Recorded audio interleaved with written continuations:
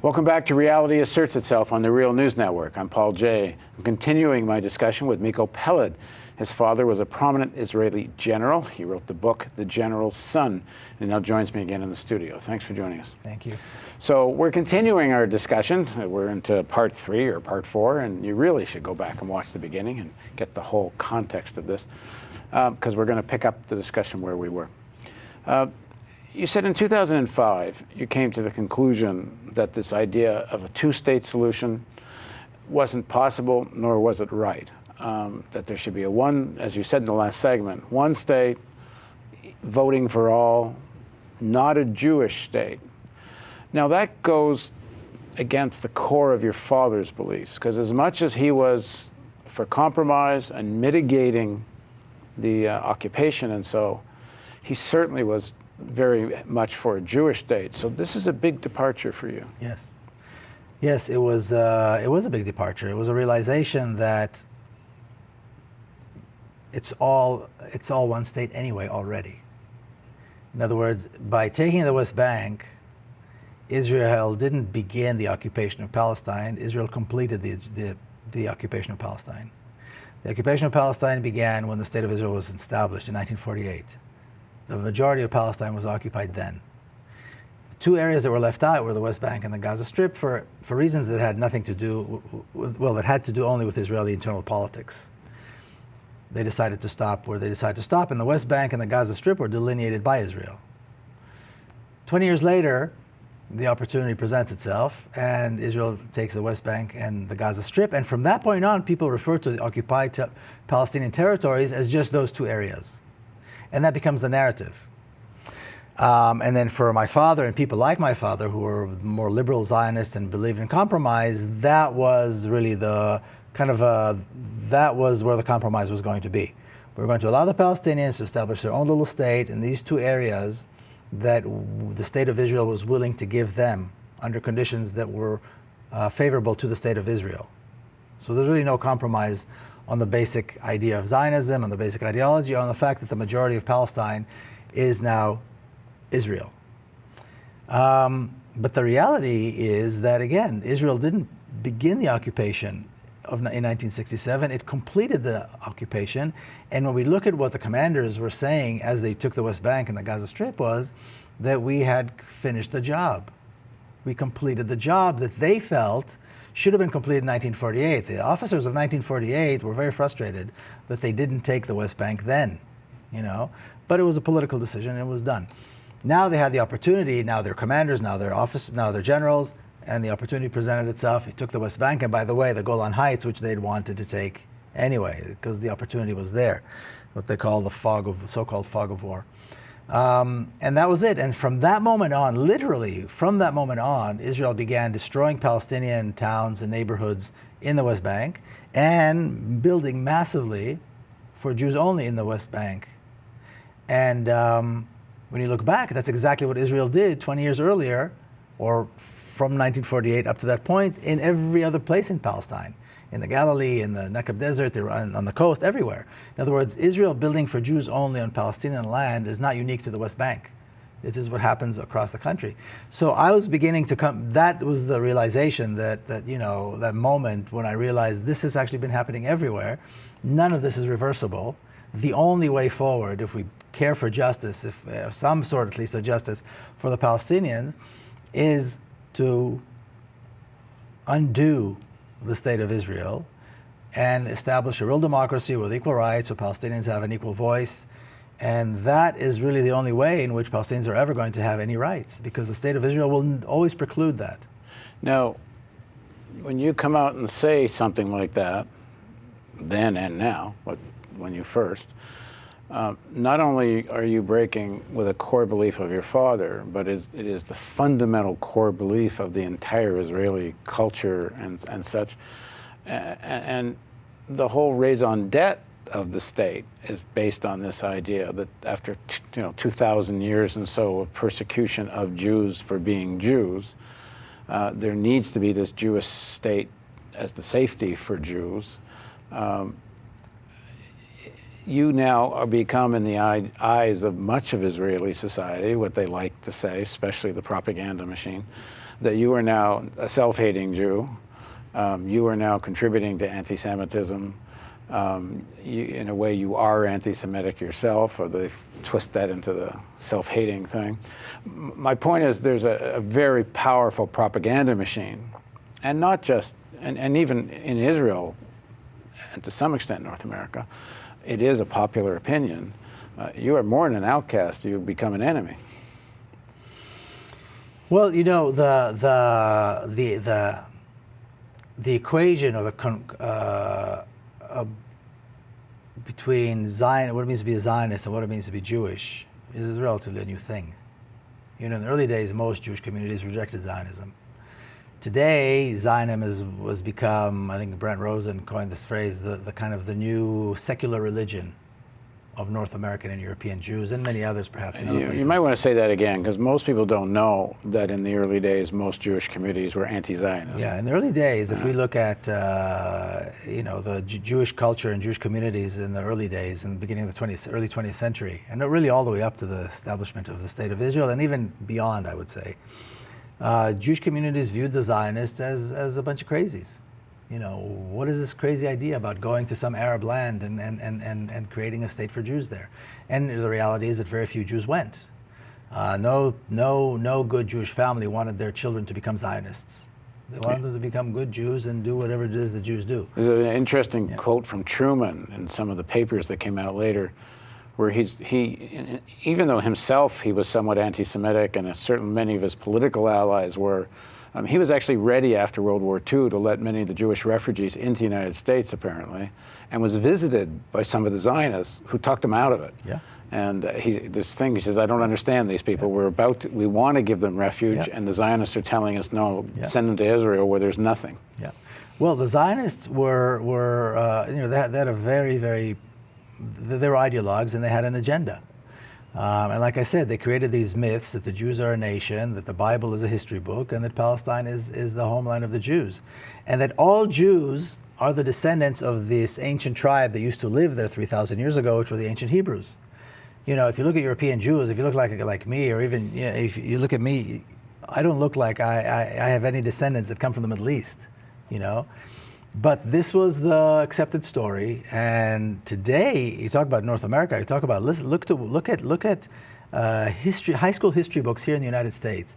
When they learn about ancient times, they learn about the ancient Hebrews as the Jews. They learn about Moses, Abraham, and King David as though they were historical figures, even though none of these are historical figures. They're all biblical.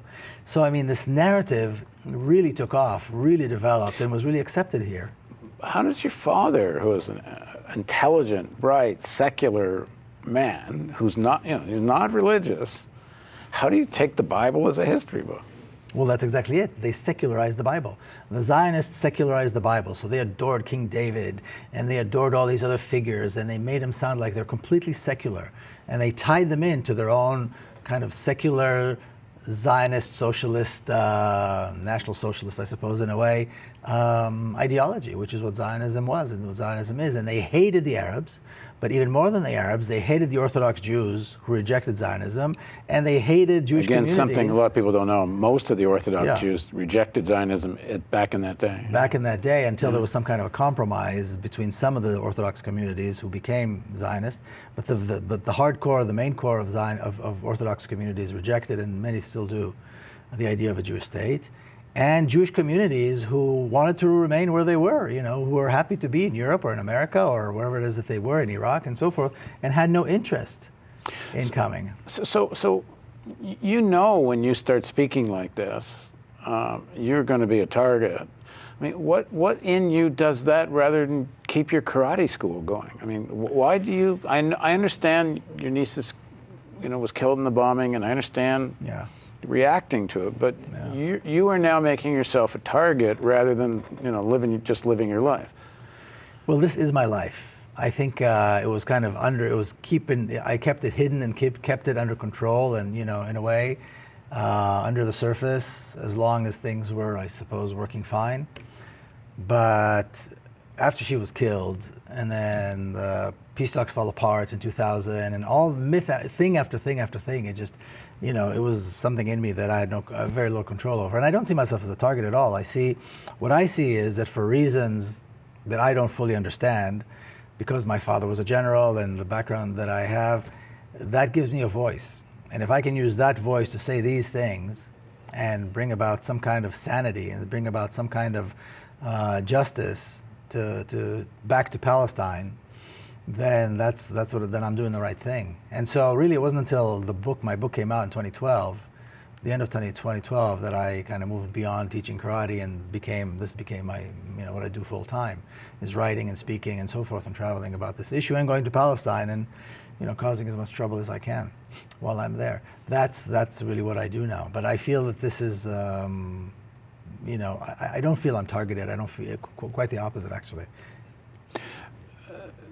The Israeli propaganda machine, Zionist propaganda machine, obviously, as everyone knows, labels just about any critique of Israel as being anti-Semitic. Yeah. But some critique of Israel is motivated by anti-Semitism. And I wonder, does that not get enough attention, especially when one's trying to talk to, ordinary Israelis or North American Jews? The idea of Israel, the ideology that established Israel, the reality in Israel is racist and racism. Supporting Israel is supporting racism. It's like supporting apartheid in South Africa was supporting racism. Supporting, mass incarceration of blacks in America is racism. There's certain things that are just racism. There's no compromise. There's no gray area. There is no way that you can support Israel and not be racist, because it is a racist. It is a racist project. It's a racist colonialist project, and it's brutally violent. And I think if we start describing the violence and the racism and the laws, people wouldn't believe it. It's so horrifying. So that is my issue, that we need to get rid of that particular racism. Now, the fact that some people hate Jews as well as Arabs as well as blacks, well, fine. The racism goes all around. Usually racism is kind of, colorblind in a way. People hate Jews, they hate blacks, they hate everybody else. That's fine. The point is that this is racism. There is no way to support a Jewish state in Palestine without stepping all over the rights of Palestinians. Yeah, and I wouldn't disagree with that. Yeah. But what I'm saying is that some of the anti-Zionist rhetoric is coming from sources that are really thoroughly anti-Semitic, and it kind of converges with the legitimate critique of. That hasn't been my experience. I mean, the people that I work with, the people that I talk to, the people that I meet, the people that I, engage in in conversation and in conferences, and that hasn't been my experience at all. I've not seen that. Well, I've heard about it. Yeah, I'm not talking so much within the circles I would think you travel. And perhaps there is, but again, that's really not something that has come across that I've experienced or seen. So I don't really know how to comment. I know that people say that. I know that there's that. People claim that exists. I haven't seen it. It's not been, in front of me in any place. Okay. Yeah. Talk a bit about BDS and boycott, divestment, sanctions. It's certainly it seems to be having a heck of a lot more effect these days than I think a lot of people thought it would in the beginning. Yeah. You're involved in it. Just where do you think it's at, and how much influence or effect is it having on the Israeli state? Yeah. Well, my involvement in it is that I'm a big supporter. I'm not so much like in the inner works of it, but inner workings. But the call to boycott, divest, and impose sanctions on Israel came from Palestine. It came from Palestinian civil society, probably the largest coalition of Palestinian organizations and groups and individuals ever put together. Came out with this call, resting on the experience of South Africa, where BDS had a big part in bringing down apartheid, and saying this is how you're going to help them. This is how people around the world can gather together and support the cause for justice in Palestine. It's proven to be very dedicated, very principled. Of course, it's non-violent, although Israel tries to paint it as though it's terrorism and it's violence. There's nothing violent about it at all. The reason it's being successful is because of its dedication and because of the fact that the people who are involved are principled, and it's working because, again, it's a smart form of resistance. Now, they've had several campaigns which have gone very well against Caterpillar, against G4S, now against HP. The level of, I agree with you that I don't know that anybody could have anticipated it would be this this powerful at this point, and I'm glad it is. I wish it was even more powerful. But we know that at the AIPAC convention, every presidential candidate talked about BDS as though it is a terrorist threat, as though it's something that has to be killed, and destroyed. Israel just had a major conference on how to fight BDS. Israeli Channel 10 News came here to the US and did a 5-part series about the BDS in America and how is it that our good friend America allows this anti-Semitism to take hold and so on. They interviewed me, they interviewed a lot of many Jewish activists here in the US. And so it's definitely gaining ground, it's doing the right thing. And I think the thing that bothers Israel the most, or maybe several things, one is that you can't kill it because it's not armed. So they don't really know what to do with it. The other thing is that there is a sense that it's working. In other words, Israeli academics feel isolated. Israeli products are being taken off shelves. The BDS campaigns are working and they're gaining a lot of ground. And there's a sense that there's a legitimacy to Palestinian resistance. And if there's a legitimacy to Palestinian resistance, that is biting away from the legitimacy of the state of Israel. The two go hand in hand. And like I said earlier, the legitimacy is the holy grail. We cannot let that go. Israel will kill and destroy in order to maintain and protect the legitimacy. And this is what they're trying to do, but I believe they're failing. They're spending hundreds of millions of dollars trying to fight BDS and trying to fight what they call the BDS, which is all the Palestine solidarity that exists, and they're failing miserably. I mean, the conversation on campuses with Students for Justice in Palestine all over the US is growing, is improving, is becoming it's a much more vigorous debate and discourse than anybody thought would ever take place on campuses and in churches in America. And like I said, it's dedicated, it's the right thing to do, and I think we're only scratching the surface. So in the beginning of the series of interviews, I quoted Alice Walker, who said your book left her hopeful. Yes. What leaves you hopeful in all of this? How do you end up hopeful? Well, because I think the transformation of this very violent and racist regime that is controlling Palestine today, which is what we call the State of Israel, the transformation of that into a secular democracy with equal rights is inevitable. I think it's... Why? Because, well, I'll give you several reasons. To begin with, the reality is unsustainable. You have over 2 million people living in the Gaza Strip. The population of Gaza Strip just went beyond 2 million a few weeks ago. Now, the Gaza Strip, for anybody who doesn't know, is a 5-minute drive from Israeli towns and cities, inside of Israel. We have 2 million people living in one of the most densely populated areas in the world, with no access to clean water, with no access to basic health care, with very little access to nutrition, to food. They're already food insecure, which is, by United Nations definitions, one step before hunger. And a child in Gaza with a curable cancer will die, while 5 minutes away, a child in Israel of the same curable cancer will live.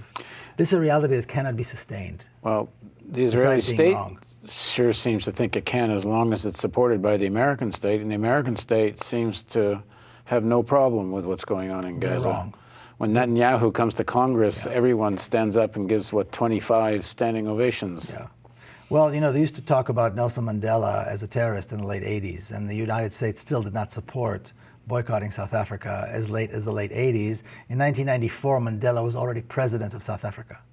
So these things, when they start to change, they change very fast. I think the reality on the ground is unsustainable, regardless of what Israelis might think or regardless of what American politicians might think. It is not sustainable. You have a population within Israel proper, that Israeli citizens who are Palestinians, who live in what can only be described as refugee camps in some cases. Some of the towns, the neglect and the racism is really something that people rarely talk about and need to talk about. An entire population of citizens who live really under the control of the Israeli secret police. You've got this reality in the West Bank where ghettos, Palestinian ghettos are being created.